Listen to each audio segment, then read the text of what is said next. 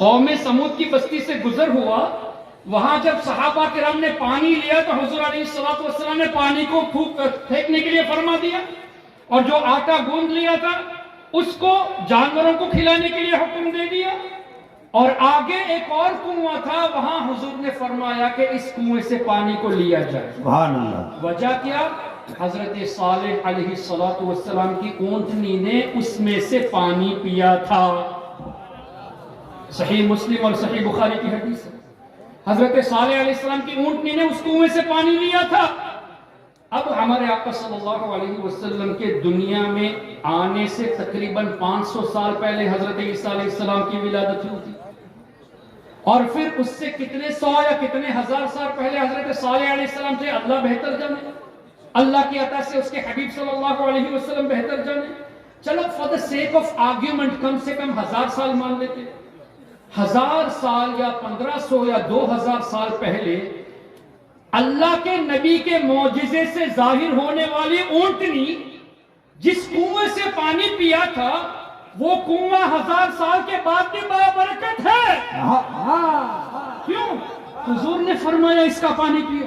بہت تو اچھا۔ ہزاروں سالوں کے بعد بھی جس کنویں سے اونٹنی نبی صالح علیہ السلام کی اونٹنی نے پانی پیا تھا، وہ پانی بابرکت۔ انسان تو اشرف المخلوقات ہے، تو اللہ تعالیٰ کے اولیاء جس جگہ کا پانی استعمال کرے وہاں اگر ہم برکت کے لیے جائیں تو یہ شرک کیسے ہو گیا؟ کیا کہنے، کیا کہنے، کیا کہنے۔ اور مدینہ شریف میں جو مبارک کنویں ہیں جہاں پہ حضور علیہ السلام نے لعاب دہن ڈالا، اس کنویں کی بات ہی کیا ہوگی، سبحان اللہ۔ اس کے پانی کی بات ہی کیا ہوگی۔ اور جو مبارک پانی ہمارے آقا صلی اللہ علیہ وسلم کے مبارک انگلیوں سے ظاہر ہوئے، ان پانی کے برکتوں کا عالم کیا ہوگا۔ محترم حضرات، یہ خالی روایتیں نہیں ہیں، صحیح بخاری میں ہے، صحیح مسلم میں ہے۔ اے نجدیو آؤ، اگر تم حدیث پڑھتے ہو اور سچائی کو لوگوں سے چھپاتے ہو، ہمت ہے تو ہمارے سامنے آؤ، تمہیں ہم بتاتے ہیں کہ حدیث میں کیا لکھا ہے۔ واہ واہ واہ۔ اور اس کی ایک مثال آپ کے سامنے میں یہ پیش کرنا چاہوں گا، یہ بھی صحیح مسلم میں حدیث موجود ہے۔ کیا نبی پاک صلی اللہ علیہ وسلم نے، ایک مثال کے طور پہ پیش کر رہا ہوں، ڈیفرنس ٹو انڈرسٹینڈ، ایک ہی حدیث کو سنی کیسے بیان کرتا ہے اور نجدی کیسے بیان کرتا ہے۔ نبی پاک صلی اللہ علیہ وسلم نے ایک مرتبہ حضرت بلال حبشی رضی اللہ عنہ سے اس طرح پوچھا نا کہ اے بلال، ایسا کون سا آپ عمل کر رہے ہیں کہ میں نے آپ کے قدموں کی آہٹ جنت میں سنی؟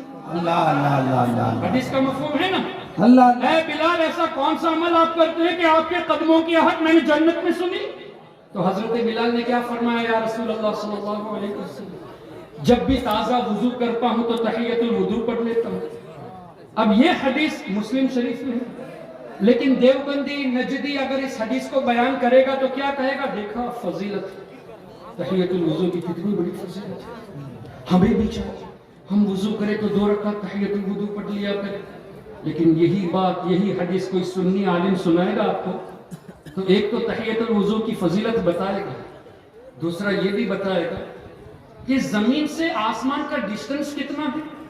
تفسیر کی روشنی میں 500 سال کا ڈسٹنس ہے، تبھی تو آج تک سائنس آسمان تک پہنچا نہیں۔ 500 سال کی زندگی ہو تب نا، 500 سال تک کا سفر ہے پہلے آسمان کو پہنچنے کے لیے، اور تفسیر کی روشنی میں آسمان کی گہرائی بھی 500 سال، تو ایک آسمان کو طے کرنے کے لیے کتنے سال چاہیے؟ نہیں، 500 تو آسمان تک ہے، آسمان کی گہرائی بھی 500 سال ہے، 1000 سال چاہیے ایک آسمان کو طے کرنے کے لیے۔ اب اللہ نے کتنے آسمان بنائے؟ 7 سماوات، 7 آسمان ہیں، تو کم سے کم 7000 سال چاہیے 7 آسمان کو طے کرنے کے لیے۔ اچھا، اس کے کتنے اوپر جنت ہے؟ اللہ بہتر جانے، اس کی عطا سے اس کے حبیب بہتر جانے۔ ہمارے آقا صلی اللہ علیہ وسلم کی سماعت کا یہ عالم ہے کہ حضرت بلال یا تو مکہ شریف میں ہے یا مدینہ شریف میں ہے، اور حضور علیہ السلام ہزاروں سالوں کی مسافت میں ہے، ہزاروں سالوں کے ڈسٹنس میں ہے، جنت میں حضرت بلال کے قدموں کی آہٹ سن رہے ہیں۔ تو سنی عالمات کو یہ بتائے گا جس نبی کو اللہ نے ہزاروں سال دوری پر بڑی آواز نہیں، قدموں کی آہٹ سننے کی طاقت دی ہے. قدموں کی آہٹ تو چھوٹی ہوتی ہے نا، بڑی آواز نہیں. تو آپ یہاں سے اگر حضور علیہ السلام کو پکارے یا رسول اللہ تو حضور نہ سنے، یہ کہاں کی بات ہے؟ نعرہ تکبیر، ذرا ہاتھ اٹھا کر نعرہ تکبیر، ہاں ذرا پوری طاقت سے نعرہ تکبیر، نعرہ رسالت، عظمت مصطفیٰ، اولاد مصطفیٰ. یہ تو 3-4 ہزار کلومیٹر میل کی بات ہے، وہ تو ہزاروں سال کی بات ہے. ہاں اب یہ نہ کہنا کہ تب حضور علیہ السلام ظاہری زندگی میں تھے تب سنے تھے. حدیث میں یہ بھی ہے الانبیاء احیاء، حضور فرماتے ہیں ہم حیات نبیوں کی جمع، تو تم ہوتے کون ہو حضور کو مردہ کہنے والے؟ آؤ حدیث سے بات کرو. تفسیر سے تمہیں چڑ ہے، اعلیٰ حضرت سے چڑ ہے، امام سیوطی سے چڑ ہے، مجدد الفسانی سے چڑ ہے. چلو ڈائریکٹ حدیثی سے بات کرتے ہیں، ڈائریکٹ قرآنی سے بات کرتے ہیں. ہمت ہے تو سامنے آ جاؤ. اب کیا بتا رہا تھا میں؟ اچھا حضرت بلال رضی اللہ عنہ کیا واحد شخصیت تھے جو مدینہ شریف میں یا مکہ شریف میں چلتے تھے؟ ہزاروں لوگ چلے ہوں گے، ہزاروں کی تعداد میں لوگ چلتے ہوں گے. اب حضور نے فرمایا اے بلال تمہارے قدموں کی آہٹ سنی. مطلب حضور علیہ السلام کو یہ بھی خبر ہے کہ یہ آہٹ بلال ہی کی ہے. ارے چلنے والے ہزاروں تھے لیکن حضور نے پہچان لیا بلال ہی کی ہے. واہ واہ واہ. لیکن کبھی وہاں بھی آپ کو یہ نہیں بتائے گا، کبھی یہ نہیں بتائے گا. اچھا تیسری بات اسی حدیث سے یہ ہے کہ حضور علیہ السلام کو جب اتنا پتا ہے، اتنی دوری سے قدموں کی آہٹ سنے اور بلال ہی کی ہے وہ بھی پہچان لیے، تو سوال کرنے میں حکمت کیا ہے کہ اے بلال ایسا کون سا عمل کرتے ہیں؟ تو اس میں حکمت یہ ہے کہ ہمیں حضرت بلال کا مقام پتا چلے. اگر ہمارے آقا پوچھے نہ ہوتے تو حدیث میں تذکرہ نہ ہوتا.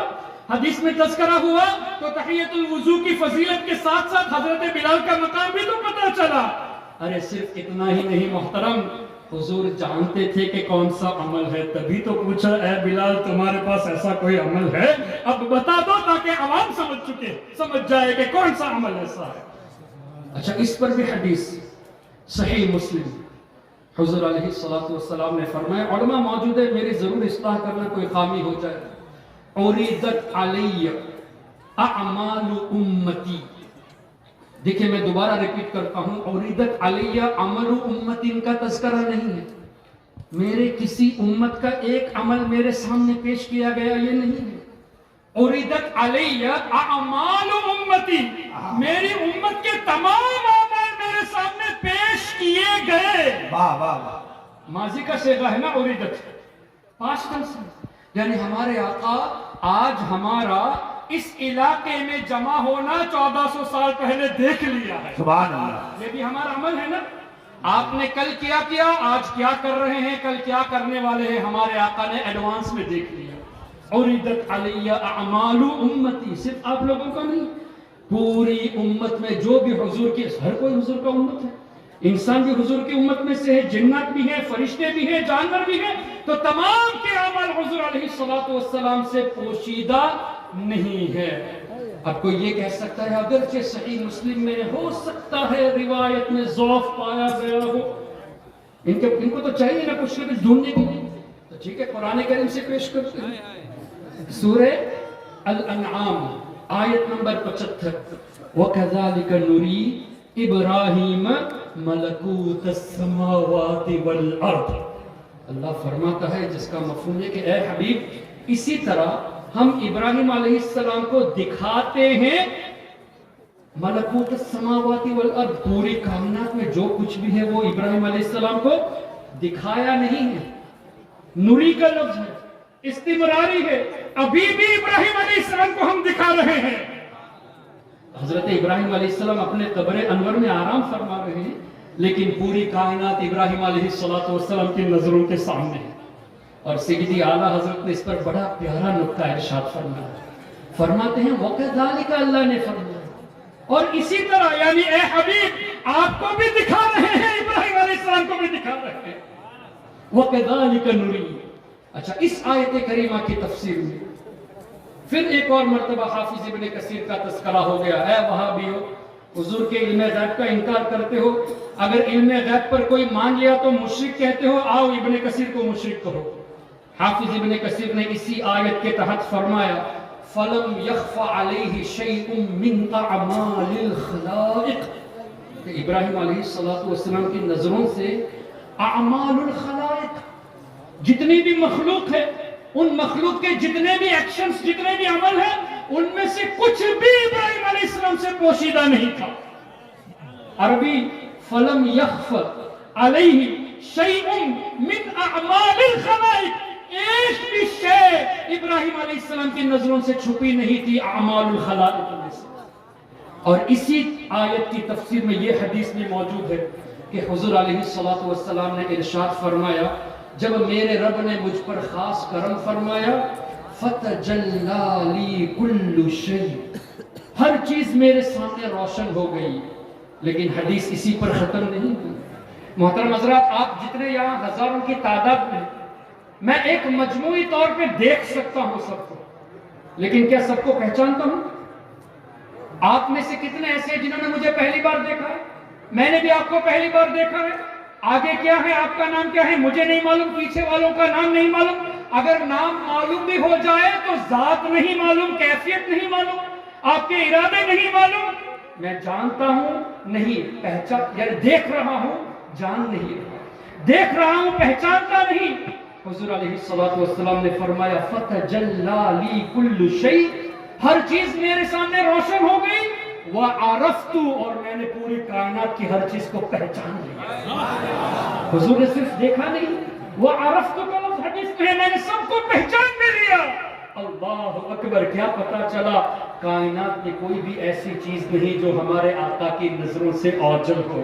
تبھی تو اعلیٰ حضرت نے فرمایا سر عرش پر ہے تیری گزر سر عرش پر ہے تیری گزر دل فرش پر ہے تیری نظر ملکوت و ملک میں کوئی شے نہیں وہ جو تجھ پہ آیا نہیں. اب مجھے بتائیے یہ قرآن اور حدیث کی روشنی میں ہوا کہ نہیں کہ پوری کائنات کی ایسی کوئی چیز نہیں جو حضور علیہ السلام کی نظروں سے چھپی ہو. اور کوئی غیب کیا تم سے نہا ہو بھلا ارے جب نہ خدا ہی چھپا تم پہ کروڑوں درود. بہت اچھا بہت اچھا. تو میں یہ عرض کر رہا تھا کہ سنی اگر کوئی حدیث بیان کرتا ہے تو حدیث میں ہمارے آقا کی شان صحابہ اہل بیت کی شان اولیاء کی شان اور عقائد کے نکات بھی بتاتا ہے.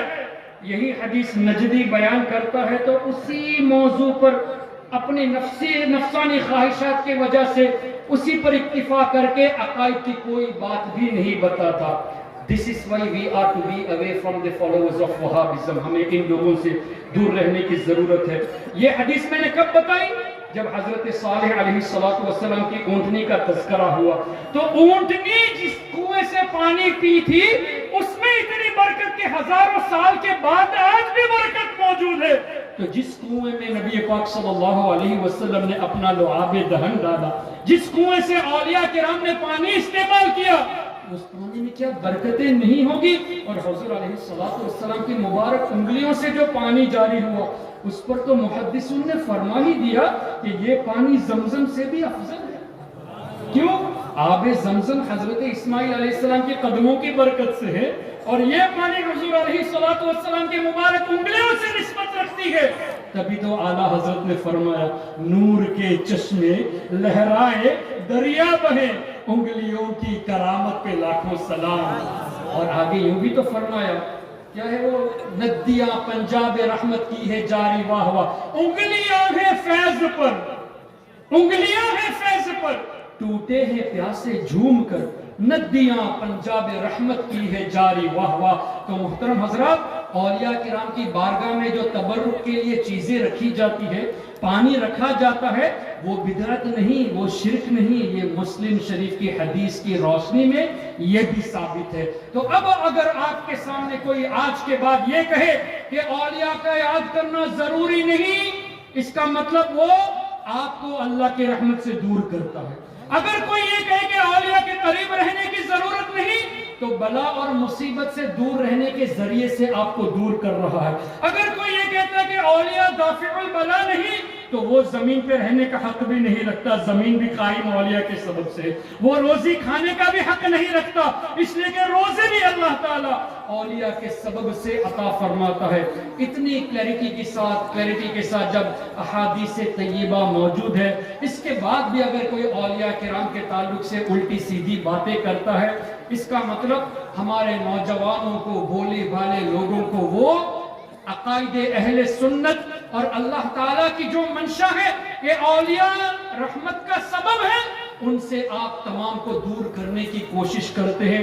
اسی لیے آپ تمام پر ضروری ہے کہ اللہ کے واسطے کسی بھی کوئی وہابی, نجدی, دیوبندی کی فالوورز کو دیکھ کر ان کی تقریر سننے مت چلے جائیں. فالوورز چاہے لاکھوں کی تعداد میں ہو, ہمیں دیکھنا ہے اگر کسی کا 10 فالوور ہو کوئی بات نہیں, ایمان مضبوط ہے تو وہی ہمارا قائد ہے. فالوورز کو ہرگز مت دیکھیں. یہ مت سوچنا طارق جمیل کے اتنے سارے فالوورز ہیں, طارق مسعود کے اتنے سارے فالوورز ہیں, انجینئر مرزا کے اتنے سارے فالوورز ہیں. ارے فالوورز کو مت دیکھو, یہ دیکھو کہ اس کے دل میں عشق مصطفیٰ ہے یا نہیں. وہ حدیث پاک کو کس طرح آپ کے سامنے پیش کرتا ہے, یہ چیز دیکھو. اور ایک بات ہمیشہ ذہن میں رکھیں, اولیاء کے خلاف بولنے والا وہ شیطان کا ویپن استعمال کر رہا ہے, شیطانی ہتھیار استعمال کرتا ہے. دلیل چاہیے؟ حضرت آدم علیہ السلام کو جب اللہ نے پیدا فرمایا تو حکم دیا نا فرشتوں کو, وَإِذْ قَالَ رَبُّكَ لِلْمَلَائِكَةِ إِنِّي جَاعِلٌ فِي الْأَرْضِ خَلِيفَةً. پہلے تو اللہ نے فرمایا کہ اے فرشتوں, میں زمین پر اپنا نائب بنانے والا ہوں. کہاں پر نائب بنانے والا اللہ؟ زمین پر. دلیل انی جاعل فی الارض خلیفہ. تو آدم علیہ السلام کے پیدا ہونے سے پہلے زمین کا تذکرہ ہو گیا تو زمین پر تو آنا ہی ہے. لیکن وہاں بھی کیا کہتے ہیں, معاذ اللہ انہوں نے گناہ کیا تبھی زمین پر آئے. یہاں تو آدم علیہ السلام کی تخلیق سے پہلے زمین کا تذکرہ ہو گیا تو زمین پر تو آنا ہی تھا. تو گناہ انبیاء کرام کی طرف منسوب کرنا یہ بہت بڑی جہالت ہے. پھر اللہ وہ رب ہے, اس نے وَعَصَىٰ آدَمُ رَبَّهُ فَغَوَىٰ فرمایا, اور عربی کے ایک ایک جملے کے کئی معنی ہوتے ہیں, لیکن اللہ نے یہ بھی تو فرمایا فَنَسِيَ وَلَمْ نَجِدْ لَهُ عَزْمًا سورہ طٰہٰ میں, کہ آدم علیہ السلام ہمارے حکم کو بھول گئے تھے, انہوں نے جان بوجھ کر وہ فعل نہیں کیا. رب فرماتا ہے انہوں نے جان بوجھ کر نہیں کیا تو گناہ نہیں ہوا. تم کہتے ہو کہ گناہ کیا, ہم تمہاری بات کو مانے یا اللہ تبارک و تعالیٰ کی بات کو مانے. پھر زمین میں آنے سے پہلے زمین کا تذکرہ موجود ہے تو آنا ہی تھا. اللہ اکبر.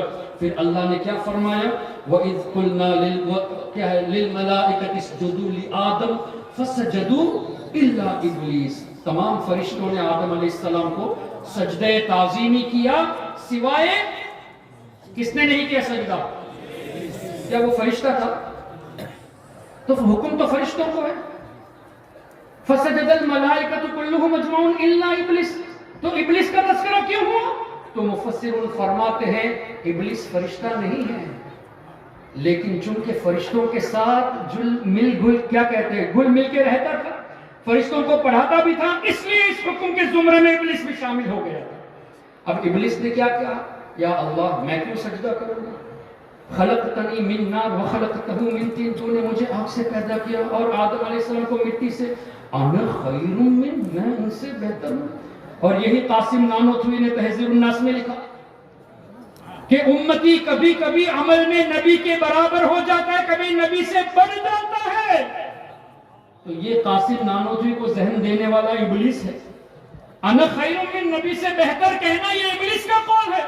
اور یہی بات قاسم نانوتوی نے تہذیب الناس میں لکھی کہ امتی کبھی کبھی عمل میں نبی سے بھی بڑھ جاتا ہے, معاذ اللہ رب العالمین. لیکن انفارچونیٹلی آج نہیں تہذیب الناس چھپ رہی ہے. براہین قاطعہ جس میں خلیل احمد امبیٹری نے لکھا کہ حضور علیہ السلام کے علم سے زیادہ تو اللہ نے شیطان کو علم دیا ہے, اور یہ بھی لکھا کہ حضور کا علم ثابت کرنے جاؤ گے تو یہ ایمان کا حصہ نہیں بلکہ شرک ہے.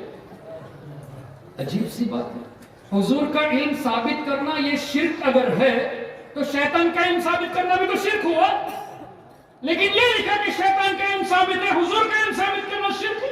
اس کا مطلب شیطان کو اللہ کے برابر کر دیا. بھائی شرک اللہ کے ساتھ ایسوسیشن کرنا ہوا تو حضور کو علم غیب ثابت کرنا شرک ہے، تو شیطان کے تعلق سے بھی شرک ہونا چاہیے، لیکن ان کی جہالت دیکھیں آج بھی وہ کتاب چھپ رہی ہے۔ اسی طرح رشید احمد گنگوہی نے فتاوی رشیدیہ میں لکھا کہ معاذ اللہ ہمارا رب جھوٹ بول سکتا ہے، معاذ اللہ۔ یہ کتاب آج بھی چھپ رہی ہے۔ محترم حضرات، کتنی عجیب سی بات ہے، عرب علماء کے درمیان جب دیوبندی جاتا ہے تو المحند پیش کر کے کہتا ہے ہمارے عقائد تو وہی ہے جو آپ کے عقائد ہیں، لیکن ہندوستان، بنگلہ دیش اور دیگر ممالک میں آ کر یہ کہتا ہے کہ اسی کتابوں کو جو ان کے بزرگوں نے لکھا، تہذیب الناس، حفظ الایمان، براہین قاطعہ، فتاوی رشیدیہ، انہی کتابوں کو عام کر رہے ہیں، عرب علماء کے درمیان سنی بنتے ہیں۔ المحند کتاب کو دکھا کر کے ہمارے عقائد وہی ہے، تو دیوبندی منافق ہوتے ہیں، ظاہر منافق ہوتے ہیں۔ یہاں ایک بات، وہاں ایک بات، وہاں اپنے کو سنی پیش کرتے ہو اور یہاں تمہاری وہی کتابیں چھپ رہی ہیں۔ الحمدللہ سنیوں کے اندر منافقت چیز نہیں ہے، غلام رضا جو بھی ہوتا ہے سامنے بول دیتا ہے۔ اللہ اکبر۔ تو میں یہ عرض کر رہا تھا، ابلیس نے کہا انا خیر من، میں آدم سے بہتر ہوں۔ اللہ نے کیا فرمایا؟ اخرج، نکل جا جنت سے، وَإِنَّ عَلَيْكَ لَعْنَتِي إِلَى يَوْمِ الدِّينِ، اے ابلیس قیامت تک تمہارے اوپر میری لعنت ہے۔ پھر ابلیس نے ایک عرضی پیش کی، اب یہ مت کہنا کہ دعا قبول ہو گئی۔ ابلیس نے کہا انظرنی الی یوم یبعثون، یا اللہ تو مجھے قیامت تک نہیں، قیامت کے بعد جب لوگ اٹھائے جائیں گے تب تک کے لیے زندگی عطا فرما۔ دعا قبول ہوئی ہوتی تو کب تک کے لیے زندہ رہتا، لیکن اللہ نے کیا فرمایا؟ فَإِنَّكَ مِنَ الْمُنظَرِينَ إِلَى يَوْمِ الْوَقْتِ الْمَعْلُومِ، صرف قیامت تک زندگی دی جائے گی، قیامت کے بعد اٹھائے جانے تک نہیں۔ جب قیامت میں سب کو موت آنی ہے، ابلیس کو بھی مرنا ہے۔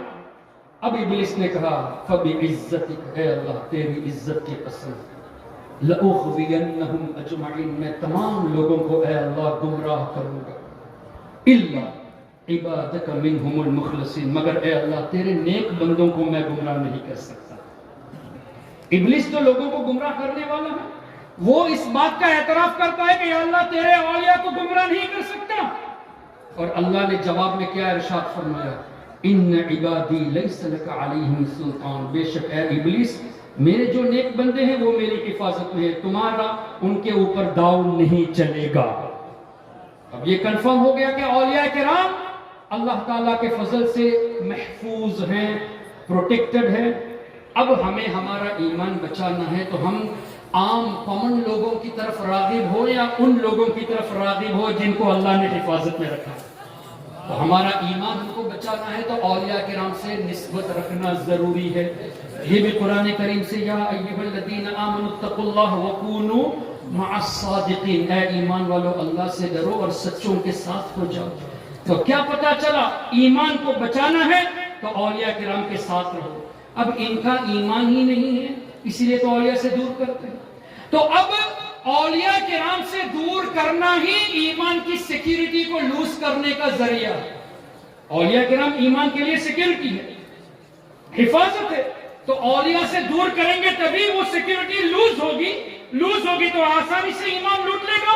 یہی وجہ ہے سب سے پہلے جو وار ہوتی ہے وہابیوں کی طرف سے، وہ ہوتی ہے کہ مزارات پہ جانے کی ضرورت کیا ہے، نیاز کرنے کی ضرورت کیا ہے، بزرگوں کے وسیلے کی ضرورت کیا ہے۔ اس طرح کی باتیں ذہن میں ڈال کر اولیاء سے رفتہ رفتہ دور کرتے ہیں۔ جب دور کریں گے تو ایمان لوز ہو جائے گا، جب ایمان کی سیکیورٹی لوز ہو جائے گی تو ایمان آسانی سے شیطان لوٹ لے گا۔